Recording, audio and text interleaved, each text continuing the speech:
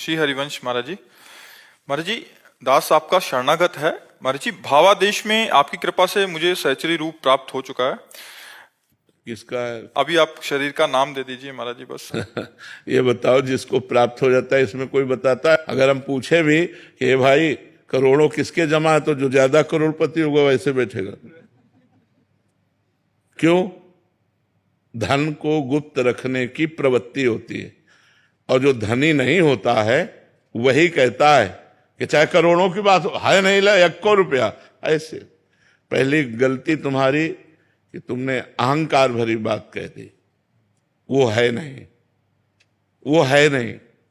क्योंकि देखो, पता चलता है, जैसे डॉक्टर है ना, तो पीलिया है कि नहीं है आंखों से ही पता चल जाता है कि नहीं चल जाता है। ऐसे अपने लोगों को पता चल जाता है। गलत बात, पहले खूब नाम जप करो, वाणी जी का पाठ करो, और जो कुछ कहीं चित्रानुभूति हो, भगवदानुभूति नहीं कह रहे, लीला में प्रवेश नहीं कह रहे, चित्रानुभूति हो, उसे गुप्त रखो, आगे बढ़ो, धीरे धीरे बढ़ोगे। लीला गायन के प्रभाव से जब स्वरूप की प्राप्ति होगी तो जानते, तीनों देह का भार नष्ट हो जाएगा। ये कौन कह रहा है मुझे स्वरूप की प्राप्ति? अहंकार कह रहा है। ये अहंकार बोला, तुम समझ ही नहीं पा रहे हो ना। ये कह कौन रहा है? किससे कह रहे हो? प्राप्ति नहीं हुई है। अच्छा, ये भाव ऐसा आता है कि तो ये भाव आने से क्या होता है? बिल्कुल ठीक से चलो तो सही मार्ग में चल जाओगे, और अगर ठीक से नहीं चलोगे तो भटकते रहोगे। ठीक से चलो, दीन बनो, अपने को सबसे नीच समझो, और खूब भजन करो तो आगे बढ़ जाओगे। अगर हम सबको बताते फिरेंगे तो क्या होगा महाराज जी? अरबपति हूँ तो क्या होगा? चोर आ जाएंगे महाराज जी। कह के देखो, कह के देखो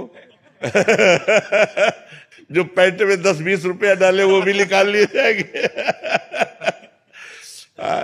ऐसे थोड़ी माया बख्श देती। काम क्रोध लोभ पर विजय प्राप्त करना तुमने खिलवाड़ समझ लिया। पूरा जीवन हो गया फिर भी भजन की भूख है, और भगवान से प्रार्थना करता हूं कि हम पर कृपा करो जिससे हमारा भजन बन जाए।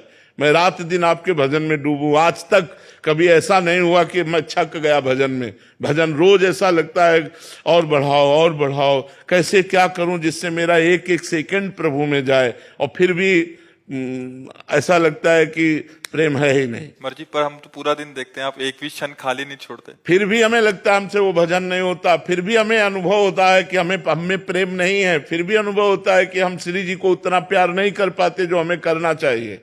ये सब कमियां ही कमियां हमारे अंदर हैं। अभी कुछ अभी सही मार्ग पे चलोगे, सही रूट पे चलोगे तो सही बात समझ में आ जाएगी, नहीं तो फिर नहीं समझ में आएगी।